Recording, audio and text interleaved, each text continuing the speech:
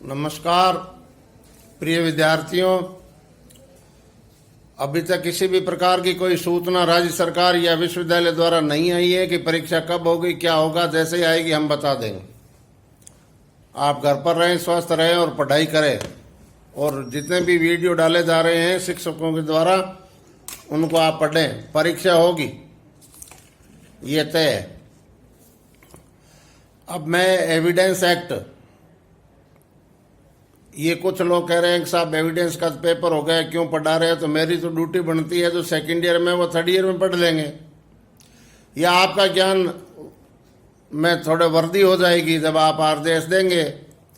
अभी आपकी परीक्षा भी होगी, रिजल्ट भी जारी होगा, उसके बाद में आदेश का पेपर भी निकलेगा, तो आप थोड़ा थोड़ा पढ़ते रहिए लाइट मूड में, ठीक है। आज प्रश्न मैं ले रहा हूं कि कौन से तथ्य न्यायालय नोटिस में लेगा। सेक्शन 56, सेक्शन 57 और section 58 evidence act. Facts which need not to be proved, उनको वे तथ्य जिनको साबित किया जाना आवश्यक ही नहीं है पक्षकारों को। जब कोर्ट निर्णय करती है, फैक्ट्स और रेलेवेंट फैक्ट्स, तथ्य और सुसंगत तथ्यों को कोर्ट में प्रूव करना पड़ता है। लेकिन ये न्यायालय पर भार डाल दिया गया है कि न्यायालय इन तथ्यों को साबित करने के लिए मांग नहीं कर सकता कि इनको आप साबित कीजिए। कुछ ऐसे फैक्ट्स होते हैं जो कोर्ट को सो मोटो जज को ध्यान में रखने पड़ता है, जिसकी सूची सेक्शन 57 में दे रखी है।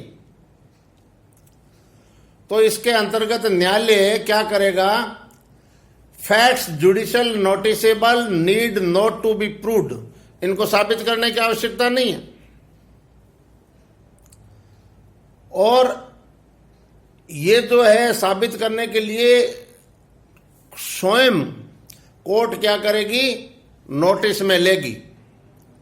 पक्षकारों को कोर्ट को प्रूफ देने की आवश्यकता नहीं है। ये कहा है सेक्शन 56 में। सेक्शन 57 ये कह रहा है, सूची दी गई है, बहुत लंबी चौड़ी सूची है, आपके पास एविडेंस की किताब होगी। कुछ एक बात अपन कर लेते हैं, चर्चा कर लेते हैं। जैसे भारत के राज्य क्षेत्र में प्रवर्त समस्त विधियां, कौन कौन सी विधियां प्रचलित है, कितने प्रकार के लॉ प्रचलित है, न्यायालय स्वयं अपने नोटिस में लेगा। पक्षकारों को बताने की आवश्यकता नहीं है। या यूनाइटेड किंगडम पार्लियामेंट द्वारा पश्चात कौन कौन से जो है एक्ट पारित किए गए, इसके बारे में पक्षकारों को साबित करने की आवश्यकता नहीं है। भारतीय सेना, नौसेना, वायुसेना के लिए युद्ध की क्या नियमावली है, इसको भी पक्षकारों को साबित करने की आवश्यकता नहीं है। कोर्ट स्वयं अपने आप नोटिस में लेकर ज्ञान में रखेगा। ग्रेट ब्रिटेन, आयरलैंड के, यूनाइटेड किंगडम के तत्सम का राज्यारोहण और राज्य हस्ताक्षर क्या थे, जरूरत नहीं है। भारत की मुद्रा क्या है, अशोक स्तंभ क्या है, पब्लिक ऑफिसर किसे कहते हैं, राष्ट्रीय ध्वज क्या है, भारत सरकार का अधीन आधिपत्य क्षेत्र कौन कौन सा है, भूमि व समुद्र का मार्ग के क्या नियम हैं, समय के प्रभाव और पृथ्वी के भौगोलिक प्रभाव तथा शासकीय ऑफिशियल गजट पत्र में अधिसूचना, लोक उत्सव, उपवास और अवकाश कौन कौन से हैं, ये न्यायालय को पक्षकारों को बताने की आवश्यकता नहीं है। न्यायालय को ये बताऊं, साहब ये 100 रुपए का नोट है और ये पुराना है, साहब ये नया जो है अभी मोदी जी ने निकाला है 100 रुपए का नोट है, ये गांधी जी का फोटो है साहब 100 रुपए पर। तो इससे क्या होता है कि ये न्यायालय की स्वयं की एक तौहीन है। न्यायालय समझता है, जज समझता है, और एविडेंस एक्ट ने कह दिया है सेक्शन 56, 57 और 58 में कि इनको साबित करने की आवश्यकता नहीं है, बताने की आवश्यकता नहीं है।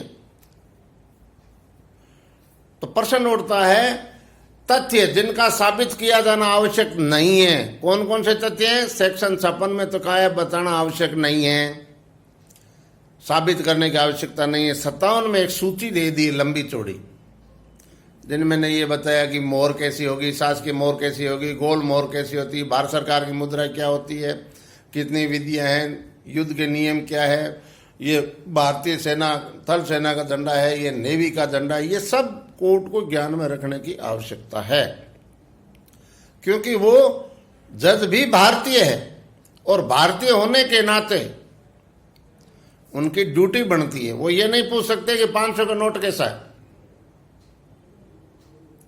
उसमें क्या मुद्रा है, किसके हस्ताक्षर है, कौन गवर्नर है, ये गवर्नर के साइन है या नहीं, ऐसा नहीं पूछ सकते, स्वयं नोटिस में लेना पड़ेगा। सेक्शन 58 कह रहा है स्वीकृत तथ्यों को और साबित करने की आवश्यकता नहीं है। तथ्य स्वीकार हो गया और साबित नहीं। तो सेक्शन 31 में कह दिया है कि स्वीकृति निर्णायक नहीं होती, confession is a not conclusive, admission is a not conclusive, 31 में ये कहा है।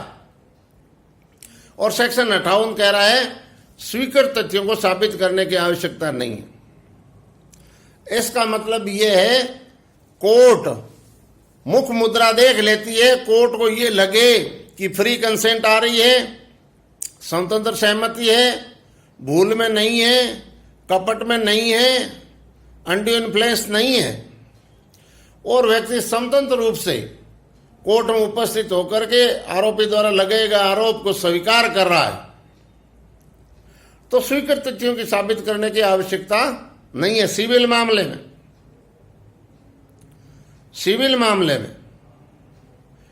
क्रिमिनल मामले में अपराध शास्त्र के नियम लागू होगा। हालांकि कन्फेशन वो भी कर रहा है, आपने पढ़ा होगा 24 से लेकर के 30 तक हमने चर्चा की थी कि जुर्म का इकबालिया कबूलनामा करता है, पूरे अपराध को घटनाक्रम को वो स्वीकार करता है, तो भी कोर्ट चाहे, ये डिस्क्रेशनरी पावर है कोर्ट का, अन्य साक्ष्यों द्वारा साबित करो। लेकिन सिविल मामले में यदि मुख्य मुद्रा देख रही है कोर्ट और आरोपी द्वारा प्रतिवादी द्वारा जो प्रतिवादी पर जो आरोप लगाए गए हैं, उन आरोपों को और साबित करने की आवश्यकता नहीं है। यदि कोर्ट संतुष्ट है और कोर्ट को डाउट लग रहा है तो अन्य तथ्य के द्वारा उसकी संपुष्टि आवश्यक है। अन्यथा सेक्शन 58 कह रहा है स्वीकृत तथ्य हैं, उन स्वीकृत तथ्यों को कोर्ट में साबित करने की आवश्यकता नहीं है, ये प्रूव कर दिया है, क्योंकि ऑलरेडी जो है तथ्य वो है वो स्वीकृत है। सेक्शन 58 ये कह रहा है।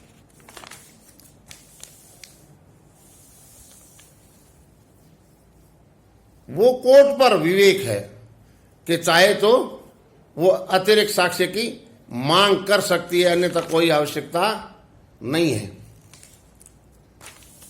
तो ये है सेक्शन आपका 56, 57, 58। सेक्शन 56 कह रहा है कि ये तथ्य स्वयं न्यायालय अपने नोटिस में लेगा, अवज्ञा करेगा, अवेक्षा करेगा। इसका शब्द हिंदी में अवेक्षा है, अवेक्षा करेगा, उसको साबित करना आवश्यक नहीं है। कौन से तथ्यों की न्यायालय नोटिस मिलेगा? सेक्शन 57 में उसमें लंबी चौड़ी लिस्ट है। सेक्शन 58 कह रहा है स्वीकृत तथ्यों को और साबित करने की आवश्यकता नहीं। भाई खिचड़ी बनी हुई उसको और बॉईल करने की आवश्यकता नहीं है। कहने का मतलब ये है, जहां कोर्ट को लगे कि स्वीकृति स्पष्ट नहीं आ रही है, स्वीकृतिकर्ता के मुख्य मुद्रा पर टेंशन है, फ्री कंसेंट नहीं आ रही है, दबाव में हो सकता है, या अभियुक्त है कोई दबाव में स्वीकृति दे रहा है, जुर्म को कबूल कर रहा है, तो ये तथ्यों और परिस्थितियों का विषय है। कोर्ट अतिरिक्त साक्ष्य सबूत की मांग कर सकता है। ये कोर्ट के विवेक पर निर्भर करता है। सेक्शन 58। तो आप पढ़िए, घर पे रहिए, अब ज्यादा टेंशन लेने की जरूरत नहीं है। सुप्रीम कोर्ट ने भी कह दिया है परीक्षा आपकी होगी। यूनिवर्सिटी ने कोई टाइम टेबल या जो गाइडलाइन मांगी है राष्ट्र सरकार से, 5-10 दिन के अंदर जब भी कोई सूचना होगी हम आपको ग्रुप में डाल कर देंगे, शेयर करेंगे, आप पढ़िए। पढ़ते रहोगे, ये मौका है जिंदगी में कुछ बनने का, आगे आरजेएस बनने का, प्रोफेसर बनने का, एलएलएम करने का, जेएलओ बनने का, एपीओ बनने का। ये अभी आपका अवसर है। क्यों आप घूमने जा नहीं सकते, घर से बाहर जा नहीं सकते, तो इसका सदुपयोग करो ना। भगवान ने अपने को सदुपयोग करने का मौका दिया और अंदर रहिए, अपनी जान बचेगी। बाहर घूमने से क्या फायदा। तो ये एक मौका है, प्रकृति ने दिया है, इसको सदुपयोग में कन्वर्ट करो, न कि टेंशन में, न कि अवसाद में। आप इसको परमात्मा की कृपा मानते हुए घर में रहिए। आपको टाइम मिला है और मटेरियल की कोई कमी नहीं है। किताबें आपके पास में, हम वीडियो अपलोड कर भी रहे हैं। सारे टीचर्स हर एक एक रजिस्टर बना लो। अभी आपके पास में टाइम है, आप पढ़ते नहीं हो, समय देते नहीं हो, लिखते नहीं हो, रजिस्टर नहीं बनाते हो। आप अपनी आत्मा से पूछो, मुझे इस बात की जानकारी है, अपवाद छोड़ दीजिए। 5% अपवाद छोड़ दीजिए। पढ़ते हो, लिखते हैं, नोट्स बनाते हैं, बार बार रिवीजन करते हैं, तो वही तो सफल होते हैं। तो मेरा सभी छात्रों से निवेदन है कि आप पढ़िए, नोट्स बनाइए। जो टीचर पढ़ा रहा है उस संबंधित टीचर को पहले सुनिए, सुन करके फिर किताब देखिए, किताब में कोई समझ नहीं फिर सुनिए और फिर आप लिखिए। नोट स्वयं का होता है, अपनी भाषा में उसको आप लिख लीजिए तो वो आत्मसात हो जाएगा, मार्क्स बढ़िया आएंगे। ये कंपटीशन तैयारी का समय है प्रिय दोस्तों, कंपटीशन का समय है और ये आपको समय मिला है। तो जैसे ही परीक्षा होगी, रिजल्ट आएंगे, अधिवक्ता में एडवोकेट के रूप में भी आपको एनरोल्ड करना है। तुरंत आरजेएस की भर्ती आने वाली है, तो अनेक भर्तियां आने वाली है लॉ से रिलेटेड। आप उसमें तुरंत प्रभाव से, कोई चीज असंभव नहीं, कोई इम्पॉसिबल नहीं है, कोई इम्पॉसिबल नहीं है। मेहनत के पसीने से तकदीर की मंद रेखाएं मिट जाती, बागी को दोष मत दीजिए। ये कर्म का सिद्धांत है, ये पुरुषार्थ का सिद्धांत है। ये गीता में कहा है भगवान गीताकार ने, भगवान श्री कृष्ण ने, कर्म करो, फल की इच्छा मत करो। मतलब फल देने के लिए भगवान बाउंड है। अपनी व्यथा को मत खोसिए, अपने भाग्य को मत खोसिए, समय को दोष मत दीजिए। आप पढ़े, आप अपना कर्म करें, किताब की सहायता ले, टीचर आपको पढ़ा ही रहे हैं। कोई कमी बेसी हो सकती है, हम लोगों में भी कमी बेसी है, हम भी अपडेट होते हैं। किताब मेरे पास पड़ी है, किताब लेकर के बैठा हूं, पढ़ना तो पढ़ता, पढ़ाई हुई है, फिर भी किताब आपके पास होनी चाहिए और आप पढ़िए। प्लीज मेरी हम्बल रिक्वेस्ट है आपसे कि आप इसका सदुपयोग करें, इस समय का सदुपयोग करें।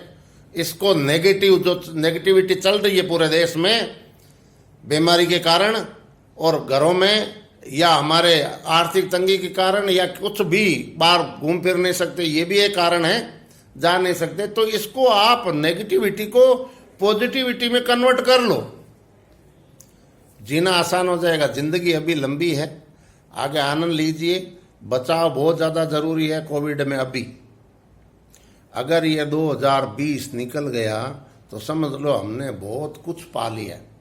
जिंदगी रहेगी, जान है तो जान है। ज़्यादा नहीं कह करके आपके पर भारी पड़ जाऊंगा, ठीक नहीं रहेगा, आप बुरा नहीं माने।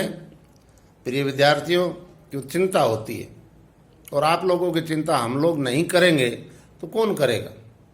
टीचर कह सकता है, माँ बाप नहीं कहेंगे आपको। आप बड़े हो चुके हैं, आप छोटे नहीं हैं, आप मेजर हैं, आप अपना भला बुरा खुद सोच सकते हैं। लेकिन टीचर की आत्मा नहीं मानती, माँ बाप कह नहीं सकते। कुछ एक माँ बाप कहते होंगे, बाकी कह ठीक है, जैसा कर रहा है वैसा कर। ये आपकी ड्यूटी है।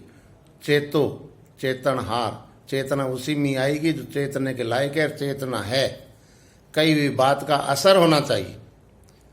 तो आप पढ़िए, फिर नेक्स्ट वीडियो के अंदर फिर मिलते हैं, और कोई विशेष सूचना होगी तो मैं आपको ग्रुप में शेयर कर दूंगा। ठीक है, नमस्कार।